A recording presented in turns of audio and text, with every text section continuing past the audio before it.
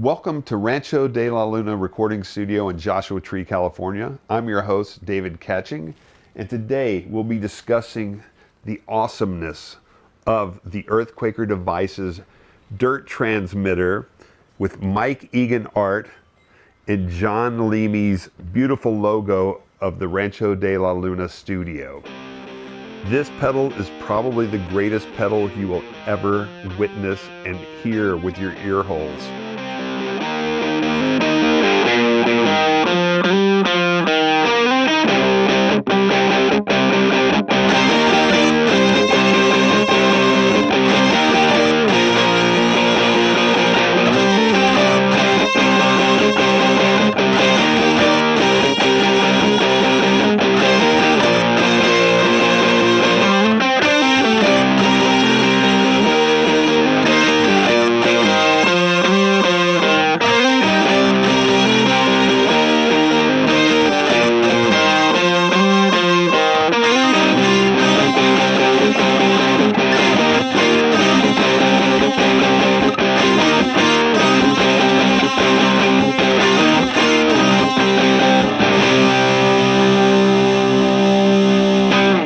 The collaboration with Earthquaker Devices and Rancho de la Luna on the dirt transmitter came about because I invited Jamie, who is one of my favorite musicians, to come out and join me on a collaboration on my 30th anniversary album that I've been making. He actually invited me to be part of it, which kind of blew my mind. I was like the only not professional musician who I saw on the list. So I went out and did it, and it was a lot of fun.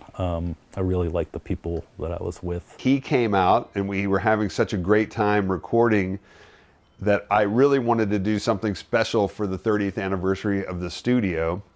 So we talked about what would be really cool. I used the dirt transmitter a bunch, and he kept commenting how much he really liked the sound. I had a really gated kind of fuzz tone to it. To me, it kind of reminded me of like Os Mutantes kind of guitar tone, but at times it would sound like a violin or a saxophone, and like he kept talking about it, and I was like, maybe this is the ticket. You know, we were talking about doing a small reissue of Dirt Transmitter, and I thought it would be cool to do, you know, one version that was this big box one that I really liked the way it looked, and then save the rest of the transistors and do this Rancho version in the smaller box. And we came up with the dirt transmitter. And then I thought it would be really cool to invite my friend Mike Egan, who's one of my favorite artists, to help design the look of it, which I'm extremely happy with because it kind of goes with the dirt nap aesthetic, which is skeletons, and you can never go wrong with a coffin and skeletons on something badass.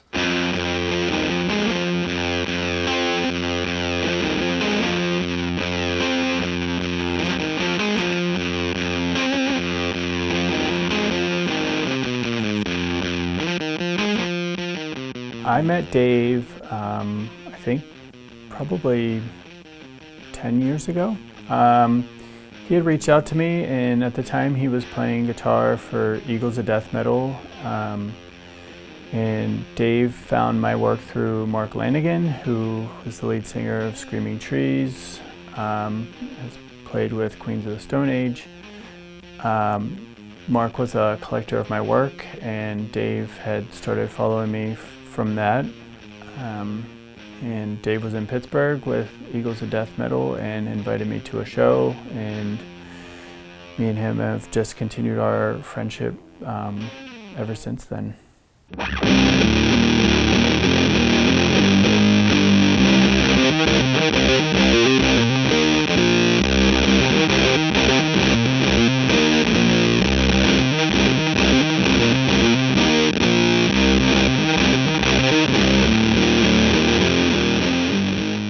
So history of the dirt transmitter, I think that it first came out in 2007 or 8. The earliest version was just 3 knobs in a small box, no external bias control. And then the next version was a larger box with offset controls that said Command Center under it, which is arguably the best looking version of the dirt transmitter. That's actually the version that we did a reissue of about a year ago. And then the next and longest running version was a back to the small box, but with 4 controls. And that was in our product line probably until like 2015 or 16, maybe a little later. I'm terrible with dates, but it's always been a favorite circuit of mine. It was, you know, based on a fuzz face, but maybe just like a little more like a distortion, a little rattier sounding. And use these really cool silicon transistors that are pretty hard to get. And that's why it's not a permanent part of our line. The Dirt transmitter is special to me because it captures a very cool 60s vibe. It's very large sounding, but also you can crank back the bias so that it does a bit of a stutter, buttery, coffee sound, which I love, which it sounds like the amp's getting ready to blow up. And I love that, which sounds really cool when using it with bass and guitar, as well as many other instruments. I plug this guy into it a lot, and I just like the overall vibe of how it fits in mixes. It seems to find a special place in any mix that you're needing a cool fuzz. For instance, this pedal sits in the studio at Rancho. Tons of people have used it on records, more people than I know of. Mikey, the bass player from Queens of the Stone Age, uses it. Keith Richards also uses it to play Satisfaction. Like, that's a pretty wide range right there.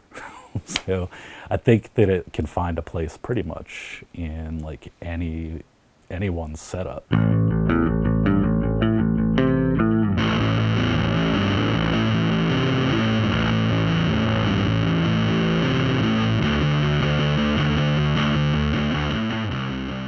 I'm very thrilled that Jamie and Julie were into doing the pedal with me, because I respect them as people and as their business and the devices that they create, because I use them every single day in recording process in one way or another.